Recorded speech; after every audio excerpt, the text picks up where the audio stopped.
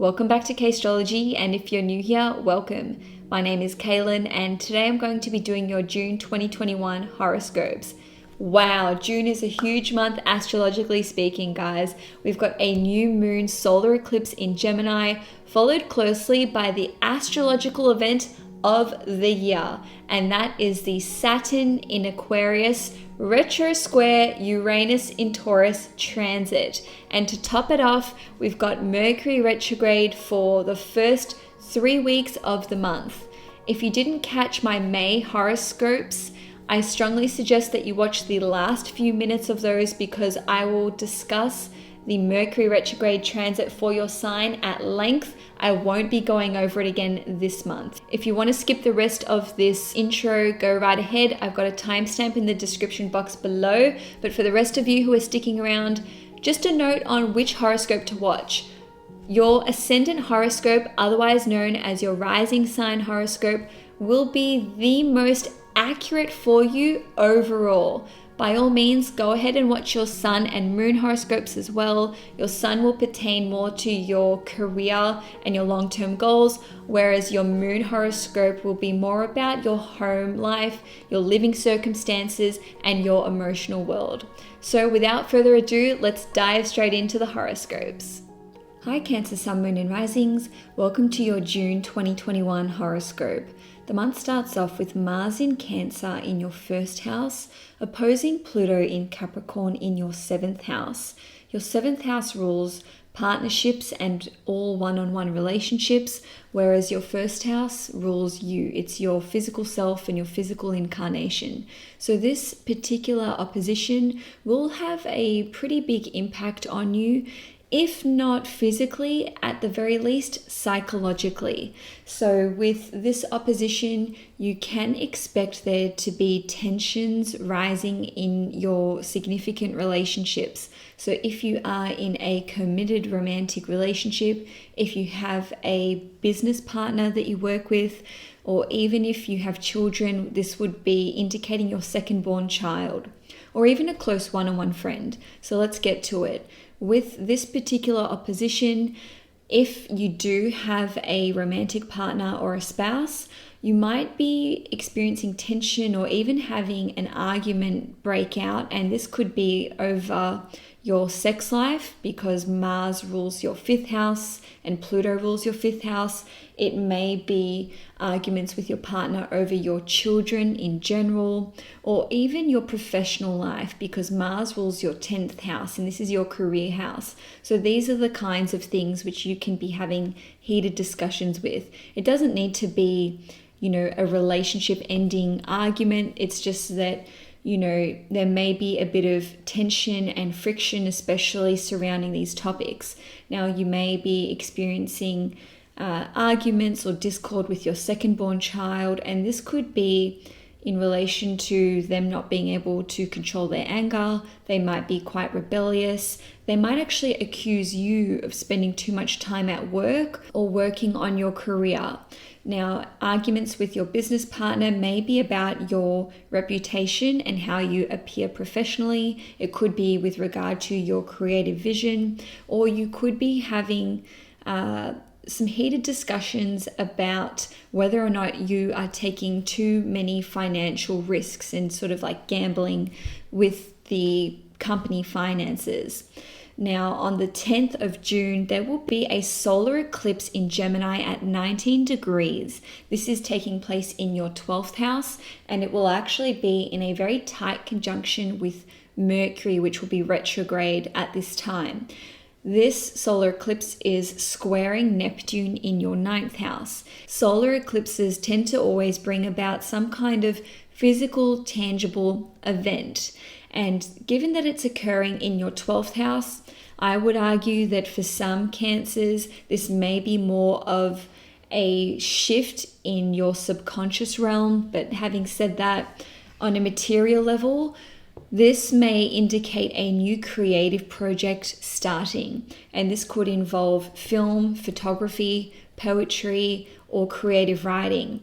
Because it's conjunct Mercury and it's retrograde, as I mentioned, this eclipse is likely to bring about an event which won't catch you completely off guard. It's likely that it will either involve you working or collaborating with someone who you are already acquainted with, if this eclipse is bringing about a physical material change. But on a spiritual level, for some of you, you may have a spiritual awakening, but I would say that this is going to develop your spirituality further. This isn't going to come out, completely out of the blue for some of you who are not spiritually inclined whatsoever.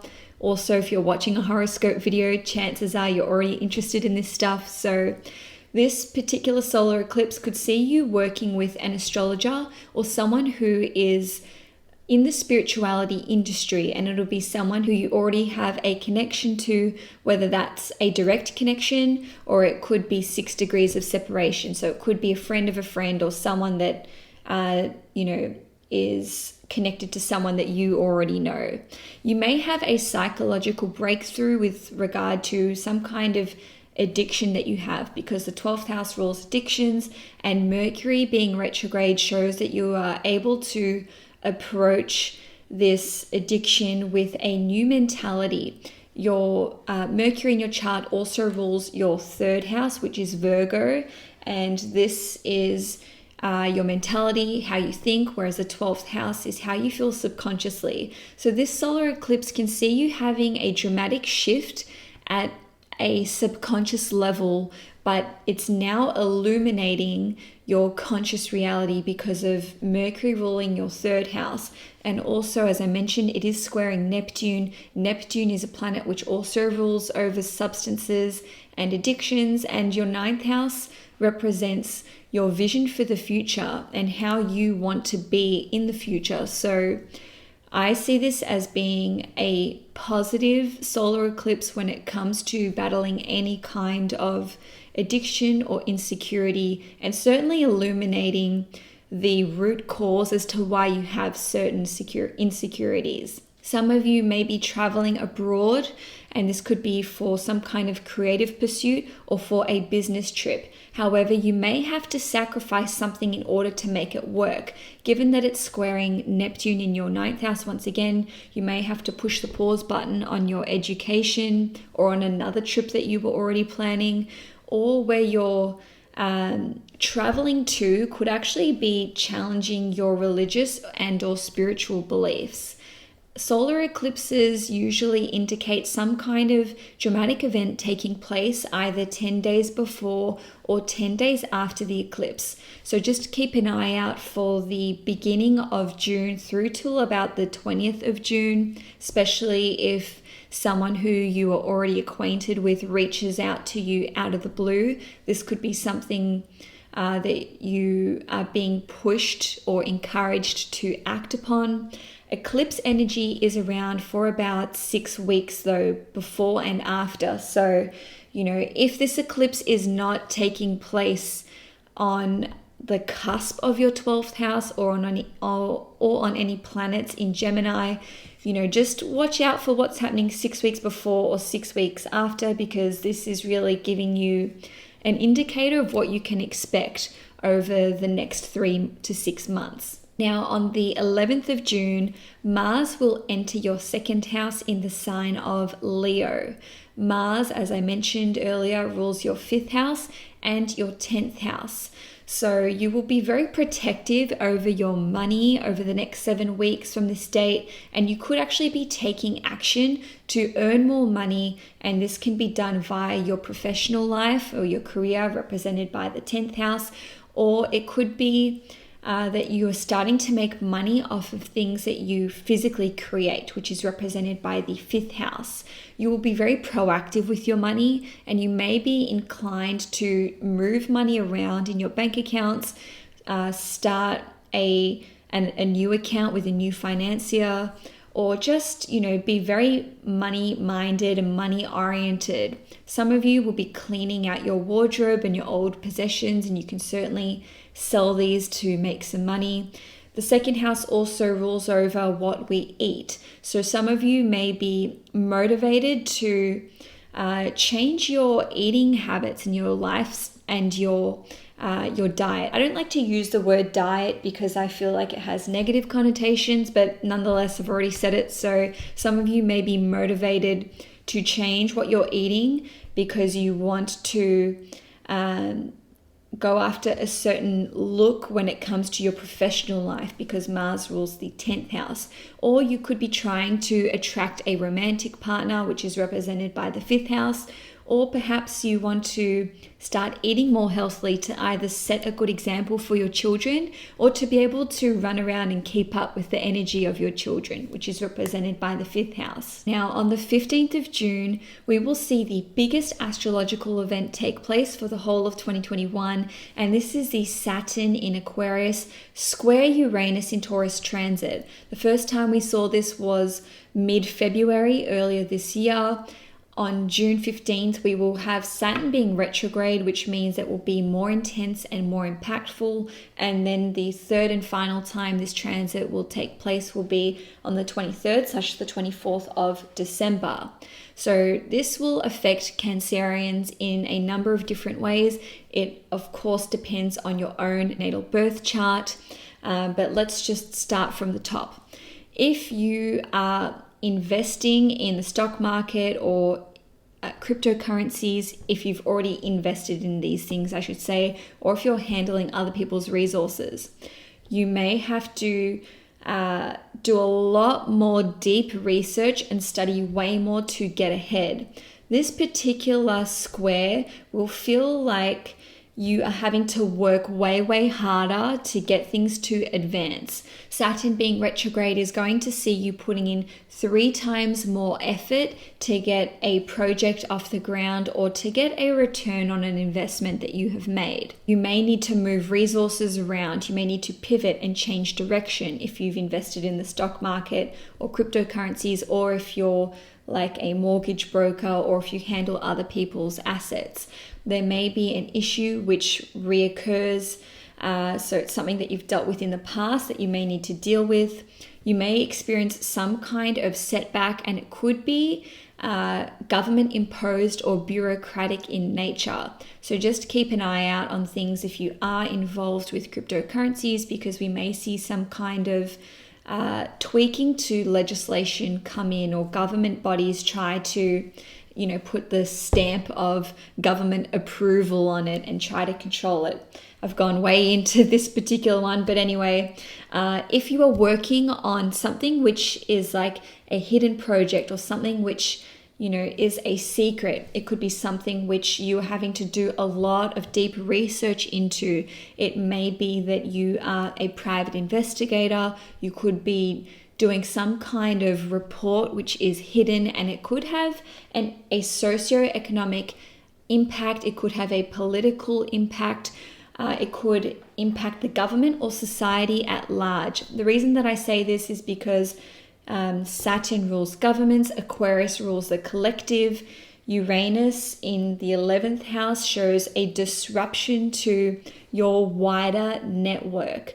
And this could be with regard to wealth, finance, or the food industry. Nonetheless, if you're doing laborious work and extensive hours on this project that you've already started, this won't be anything that's new, you could run into some kind of roadblock, or you may have to go through some kind of checks and balances, check and balance sort of to-do list. You may have to liaise with someone who is in some kind of established industry or the government to get something over the line or to get approval for something.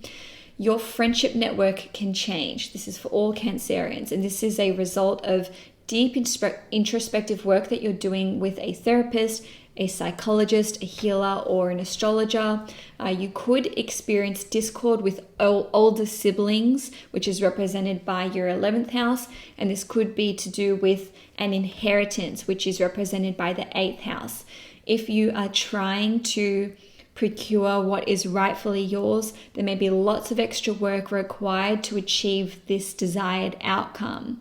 Now, if you are currently involved in a secret love affair with a friend or someone in your wider network, or even like a friend of a friend, it could be harder for you to conceal this affair. And lastly, with this transit, if you have a career in the occult or spiritual industry, so if you're like an astrologer or a clairvoyant, if you're a healer, if you're a surgeon, an emergency worker, a sex worker, or you work with other people's finances, or if you're a private investigator, your career could be undergoing a lot of changes at this time. This could either be a result of any kind of company that you work for, or an institution, or the government. There could be some kind of laws or restrictions which impact your ability to operate effectively within this career.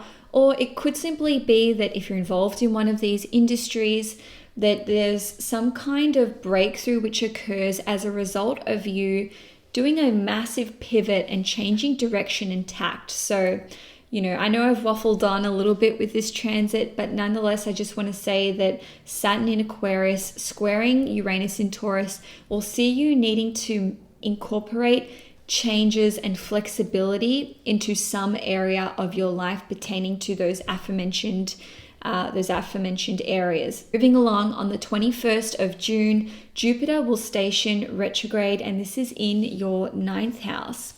Jupiter has been in the sign of Pisces since mid-May. So anything that you've learnt over this time, especially with regard to spirituality, religion, your world beliefs, even your education, all of these topics which you have seen developments with over the last several weeks, you'll now start reflecting on what you've learned. So this is a 5-week period. You may make significant changes to your higher education. You may decide to change course or push the pause button when it comes to your university degree or your college degree. Now, you may feel like you've found it in your heart to forgive your father for certain things. So this is obviously at more of a psychological level. So, you don't need to have had a conversation with your father. Maybe you don't talk. Maybe he never apologized for hurting you for something that he did. Maybe your father has even passed on. Jupiter in Pisces being retrograde in your 9th house can have a very psychological impact in that you may actually forgive him just on a deeper level, on a subconscious level. It may even be a dream that you have where you hear from him and he actually apologizes to you, and you may just wake up feeling like your heart has healed in some way.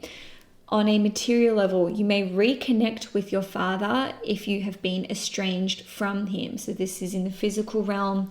Moving on though, on the 24th of June, Venus in Cancer in your 1st house will oppose Pluto in Capricorn in your 7th house.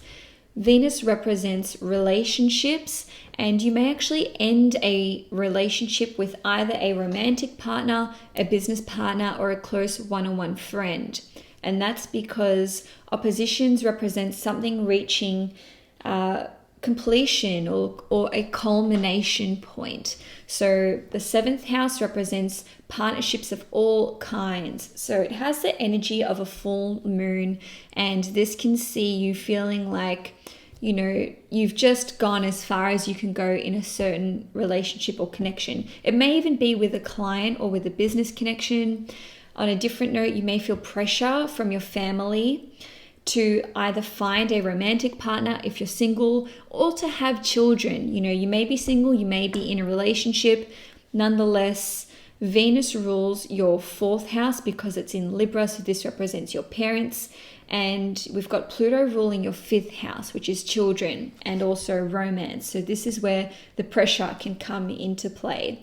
Now, Venus and Pluto both represent wealth and resources. So there can be arguments with a romantic partner or a business partner or anyone that you're in a relationship with over mutual resources and money and assets and wealth. Venus represents relationships, and Pluto and the 8th house are connected to sex. So on a different note, you may be arguing with your intimate partner over how valued you feel in your sexual relationship with them. Lastly, Cancer, we've got a full moon in Capricorn at 3 degrees, and this is occurring in your 7th house. This particular full moon will have a lovely energy to it because we've got the moon sextiling Jupiter in the 9th house and the sun trining Jupiter as well. So with full moons, we always see something reaching a culmination point or its peak or completion. You may successfully fulfill a contract. So you could deliver on a promise which is business related. It could be something which you promised your romantic partner or your second born child, and this will be received well. Now, a relationship can draw to a natural close, but this is something which will be quite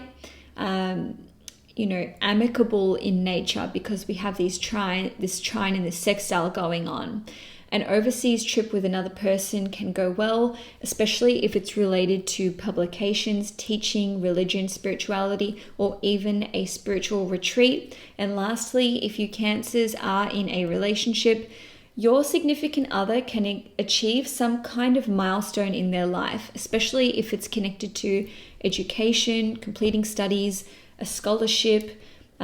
If they work in the law, they could experience or achieve some kind of milestone here. Or if they have published some kind of work, it can be received well and circulated. So Cancer, that's all I have for you for June 2021. If you enjoyed this horoscope, please give it a thumbs up. If you'd like to see more content from me at CAISTROLOGY, please subscribe to my channel. Enjoy the month ahead, and I will see you guys next month.